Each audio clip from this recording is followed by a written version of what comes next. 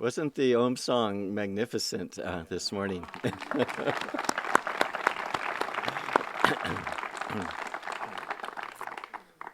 I've been working on a book on the Om, and I came across a quotation of Master. He said that Om is the melody of love. And isn't that such a perfect description of the Om vibration? I would like to begin my class with a visualization. And if you could all close your eyes. Master said that God is very, very personal. And he's coming to us constantly through his thoughts, and every thought has energy. And all energy has vibration. And he's creating all these manifestations around us. But the most important thing is that he's created us. And this is visualizations called the Garden of Bliss. This following story is about you and everyone who was created by God. It is the story of your very own soul. See before you the Heavenly Father, our Creator. Gaze into his radiant face, brighter than 1,000 suns. He is a God of joy, and his nature is bliss. But his spirit, beyond creation, he has no one with whom to share his joy.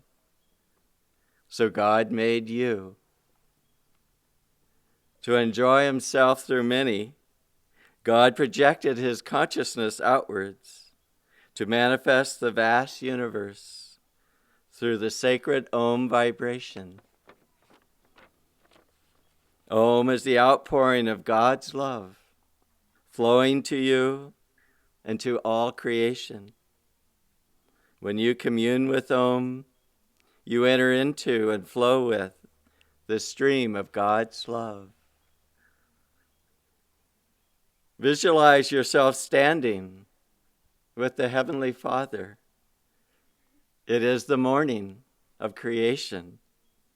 Feel the vibration of his love entering your heart and filling you with joy. Dwelling in cosmic Om, you live in the paradise of your Father's peace, bliss, and light.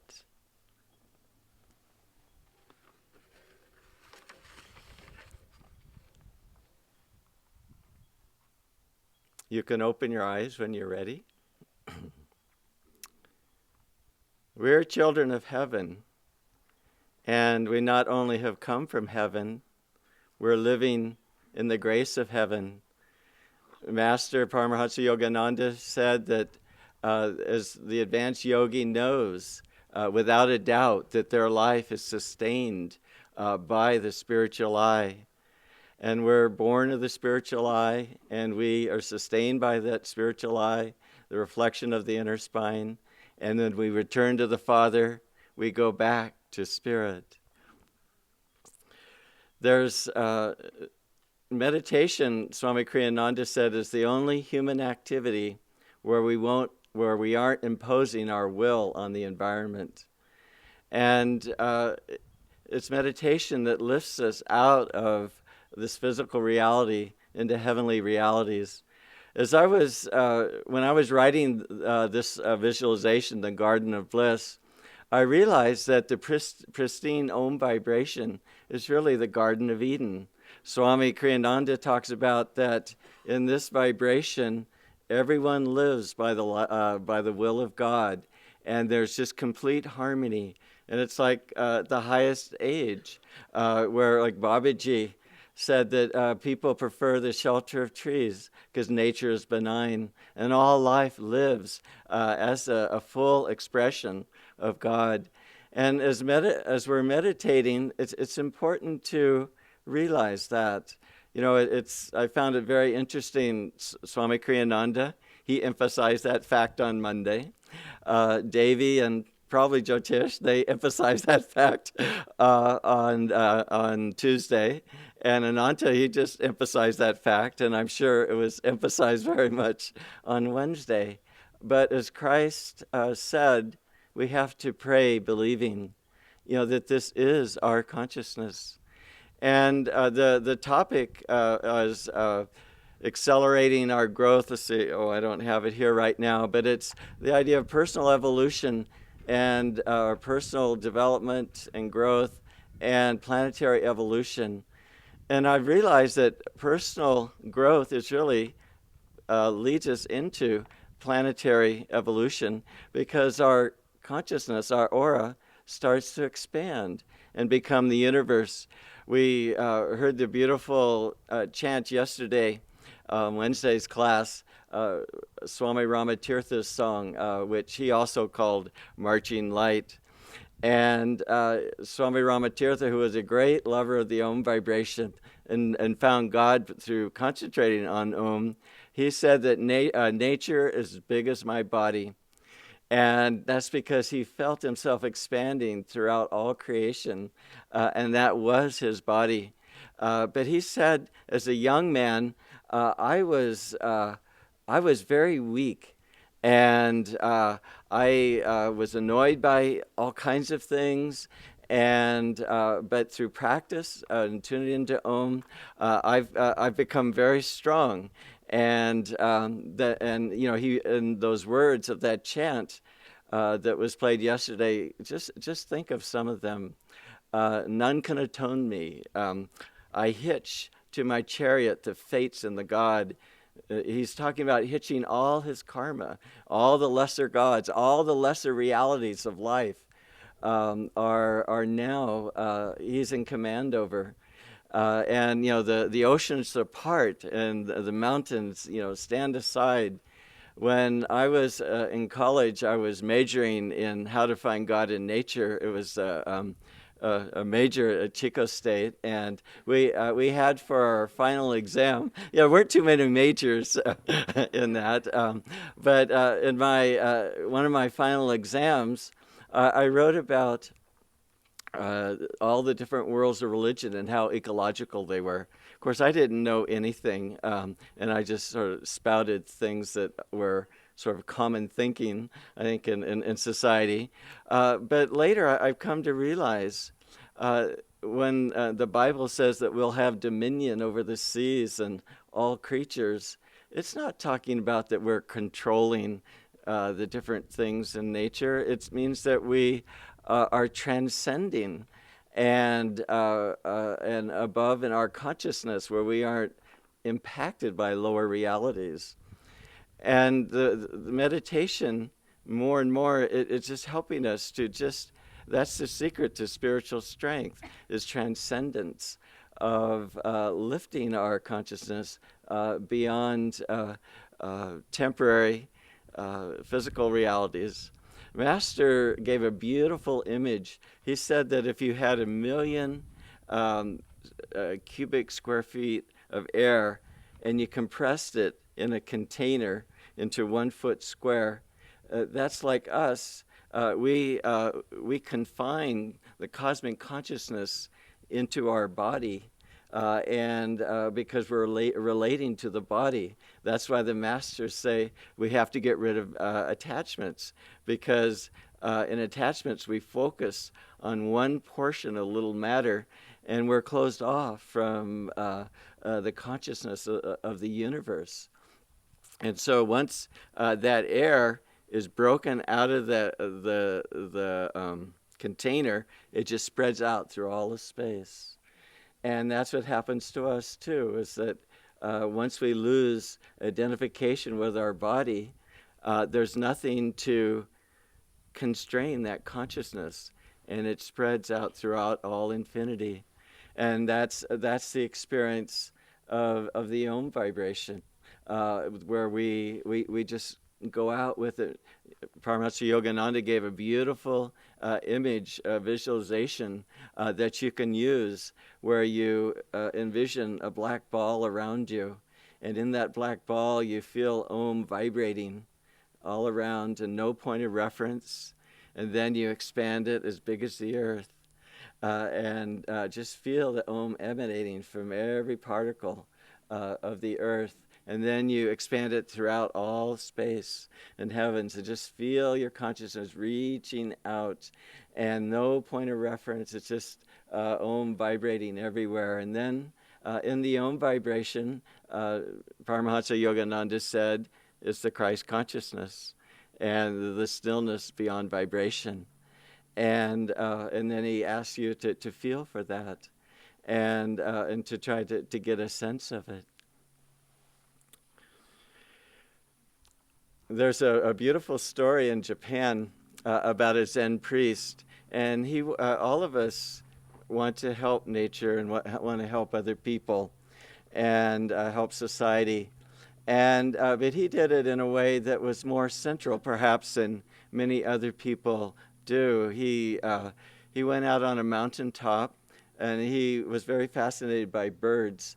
And so it was a snowy mountain, and he sat up there, and he spent several days meditating. And the birds, because they had not so good experiences with humans in their past, remained in the trees and watched him for a while.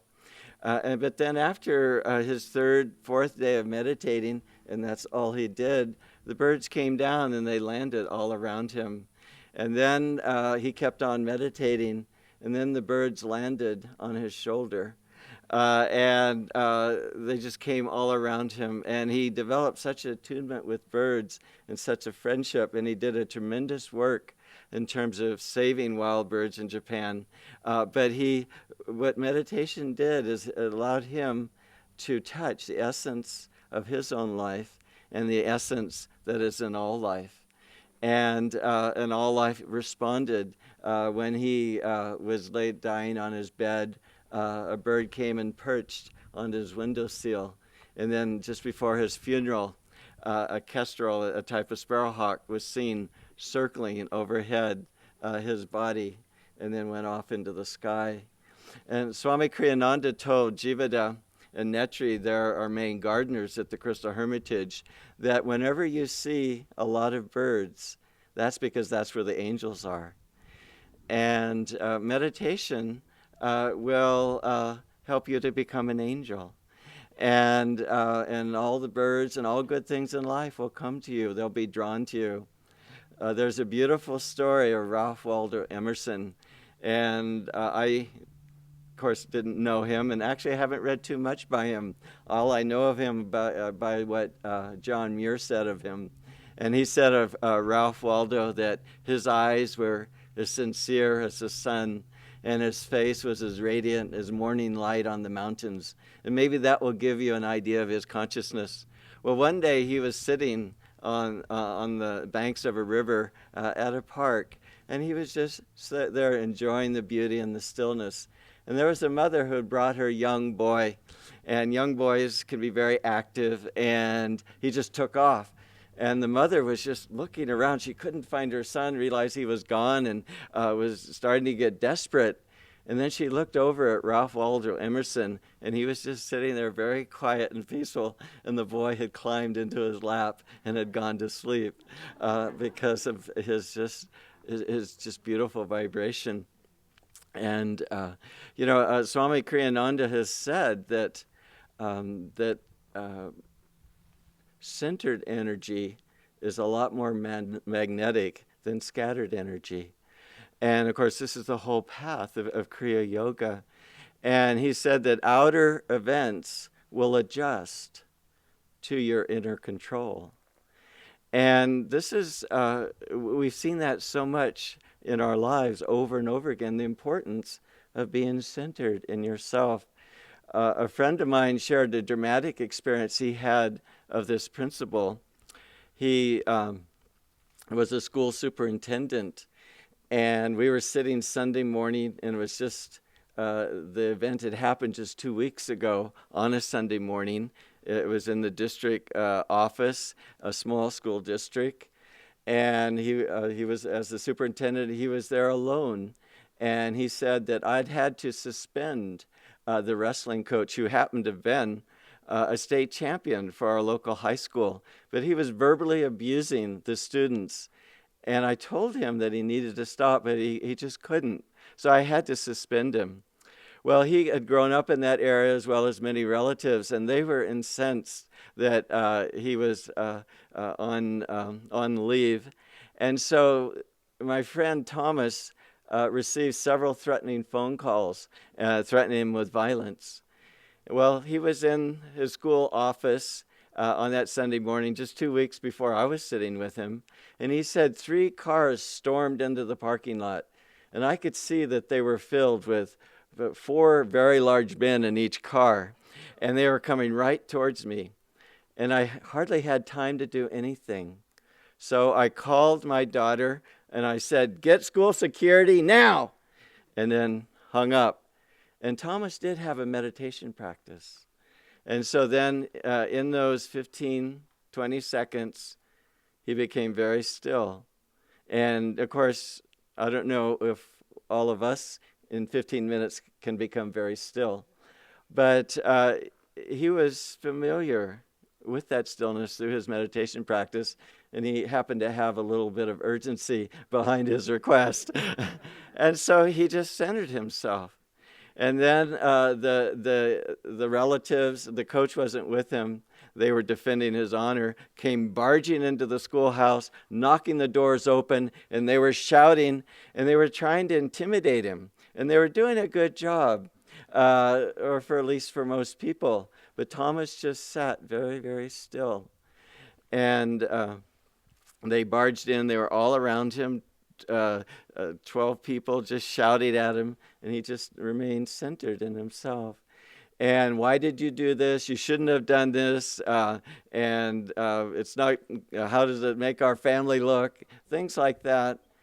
And then finally there was a little bit of break, and Thomas could see that they were respecting his strength. It wasn't, he was demonstrating a strength that they weren't used to demonstrating in their own way. They were much more expressive of their strength, you know.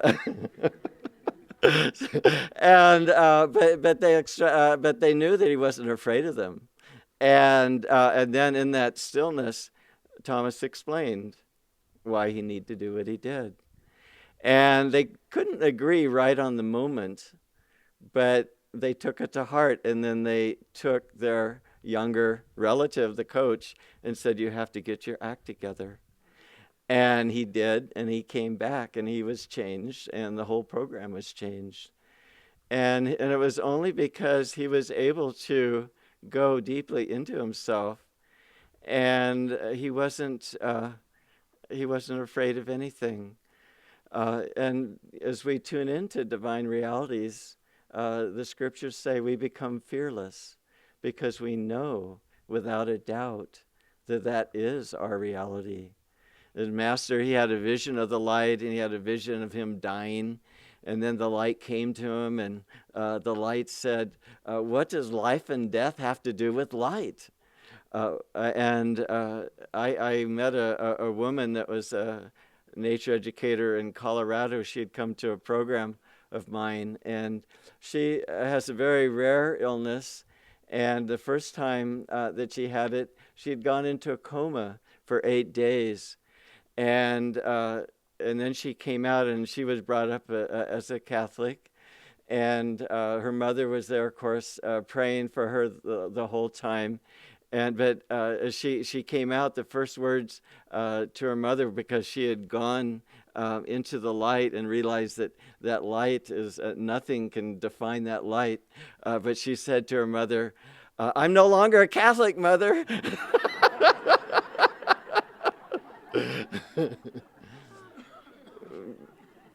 And she found great freedom in that light. But she still has that illness, as Gyandev was talking about. She was looking in, I think it was an Ananda member, who had so many challenges, but looking into her eyes, she was free of that identification of all those outward things in her life. Well, this woman, she says, "I have to end up going to the emergency room 3 or 4 times a year, and it's always a life-threatening situation and very chaotic, and people are very nervous." But because of my experience with the light, I'm just very relaxed, and I just go. I go with the light. I go in the light, and I know I'm protected in the light during that time. And she's just very, very calm, and it's because of that experience. And if we really want to find freedom in this world, is to remember again that we are children of heaven, and that is our deepest reality. We get in trouble when we identify with lower realities and take them at their face value. And we can't really move things. Swami Kriyananda in his Success Course talks about how hard it is to move inert matter. It's just fixed. It's heavy. And it's got its self-definition, and it's very happy with its self-definition. And he says to look for the living appearance behind that reality. And then if we do, it uplifts that reality, and we can then relate to it on a higher level and help to draw that out. I was in Ohio, southern Ohio, and we were going through also a little town on Sunday morning. And my sponsor told me that just a few weeks ago, that there was a Ku Klux Klan march planned. This was in the 80s, so it was a few years ago. And there are only 7 members, but in their planned march, they had stirred up the whole community, and everybody was up in arms. And so people wanted to have a demonstration and line the streets and shout these guys down and show them that they aren't wanted. And this is, of course, what they did want. They wanted a lot of attention, and they wanted to stir things up. And this is restlessness attracts restlessness. And so somebody had the bright idea, well, let's go out to the community park some miles away, and let's have a celebration on community and diversity. And so the whole town and the county went out to this park, and the 7 Ku Klux Klan members in their outfits and their big hats walked through this deserted town. And the town was deserted when I was being told the story, and it was just a very old town, just completely silent. Not even a cat was seen. And the Ku Klux Klan walked around, and of course there was no one to notice them. And then they just slunk away to their cars and drove off, and they were never, ever heard again because they just weren't recognized. And this is why it's so important, the idea of being positive at all times, why that's so crucial. A psychologist said that normal human beings, we have 300 thoughts a minute they call self-talk. And he said, I can assure you that not every thought in that minute is a positive one.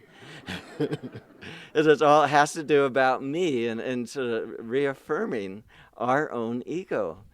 So what does meditation do? It just breaks that momentum and just nips it in the bud. Anandi and I, we were teaching a meditation class in the early days of the Ananda Center on the peninsula. And there was a Silicon Valley couple who had their different jobs, and they were very intense jobs. And they would come home in the evening, and because not everyone was enlightened in their office, they would just talk about the different challenging people that they had there and how their different projects didn't make sense. And they said they would just go all evening, just kind of let things out, and here's somebody that could understand. Well, they learned meditation, and Anandi just said, if you could just do 5 minutes of meditation in the evening. We aren't asking that you do a whole hour or 2 hours. Just do 5 minutes. And so they thought, well, I can do that, or we can do that. And so they got home, they meditated 5 minutes. And they said that their whole evening was changed because those 5 minutes broke the cycle. And then they related to each other on a much more positive, inspirational level. And that's what, of course, meditation does, is it stops that momentum that we may have created. Even Paramahansa Yogananda, in writing to Rajasi, said that in active works in life, it's so hard not to be caught in doing them, because we have a lot of ourselves behind them, and we need an activity like meditation that just says, I'm just going straight to the top. You know, in the military, they have the idea of the chain of command, where you have the general and the colonel and the major and the captain and so on down to the private. And the private doesn't have a whole lot of say in everything. And and you can't go above the next level of chain of command, or you get in a lot of trouble. Although there was an amusing story about the most famous Marine general and most decorated. He was really a soldier. He didn't go into these conventions. And there was a young lieutenant fresh out of officer school, and one of the enlisted men didn't salute him. And this General Chesty Puller, he was more interested in fighting the war rather than all the regimentation that went around it. Well, this lieutenant saw the private and who didn't salute him, and he said, "I want you to salute me 300 times right now." This is not before the battle, but or in the battle, but before the battle. And Chester was so incensed that he said to the lieutenant, "Well, I'm not going to go against your order to this private, but every time this private salutes you, I want you to salute him back 300 times." But I was thinking about what, if we stay in things as they are, their own realities, there's not really a lot of movement that could take place. And, just the command, chain of command structure is just really a symbol for all of life's realities. But the devotee, they can go just right to the top, can't they? They can just go to the Supreme Commander and just say, I'm leaving this physical world. I'm leaving this astral world. I'm hopefully going to go through the causal world. Or at least I'm getting my messages. And the general will come down and give us messages, even if we haven't transcended things completely, just through our desire. And of course, this is really the path and the grace that the devotee has, is that that is always there, because that's what we've come from. God, Master was talking about God, and God has put himself together with us in our reality. And God says that you and I are trapped together. And as long as you're identified with with your body, I as the soul remain caged with you. And so each one of us, we want to free ourselves, and so that we can experience the glory of God, but also to share that glory with everyone. Swami Kriyananda, it was mentioned earlier this week, I think it was, that now Swami doesn't pray in words anymore. His prayers are wordless. And that's because his heart is big as the universe. And, everybody all over the world have been touched by him, and he's able to inspire them. Last Christmas, the day before, we had the all-day meditation, and it was the day before the Nayaswami initiation, and many people in the community that were taking the vows had very, very deep, profound experiences during that time. Anandi and I, we had the flu, so we were trying our best in meditating in our little temple at our house. And I had gone back into my meditation room and was just trying the best as I could. And then I felt very deeply the grace of God and his presence very strongly. And in this experience, I spontaneously, all the people that I had ever met in this incarnation had flooded into my consciousness. And then they passed into the inspiration I was feeling. And I thought a lot about that experience. Of course, it was very inspiring. But we all want to help people. And we want to help them in the best possible way that we can. And isn't sharing God the highest that we can share with people is that. And meditation, the whole spiritual path of renouncing the I and more really becoming the world in our identification and expanding our consciousness, we can naturally help people and help them on a level that can really bring them forward as we ourselves are brought forward. And it's said in the skies that one moon gives off more light than all the stars. And it's those devotees who really are sincere, which I know all of you are. As we keep going deeper and deeper into God in our spiritual lives, more and more God through us will be able to help people. Swami Kriyananda said to overcome the strain of meditation, don't feel that we're the ones meditating. Feel that the cosmic vibration through me is manifesting itself. Feel that cosmic love through me is seeking universal love. Feel that cosmic joy through me is delighting in infinite bliss. And, it's all God. It's all God. God and everyone else, God and ourselves. And it's not only a course meditation that brings us there, but meditation is such a wonderful activity that just cuts everything away and is just so focused that we can really gain a sense of momentum. And of course, if it's done, our practices are done with ego, we're trying to get out of ego consciousness, and that holds us back. Master said that Kriya is the airplane route to God, but it must be piloted by the masters. And their grace is so important. And Asha now will talk about that aspect of the path and how everything, they have the consciousness that we want, and their guidance will bring us to the farthest shores of liberation. Bless you all.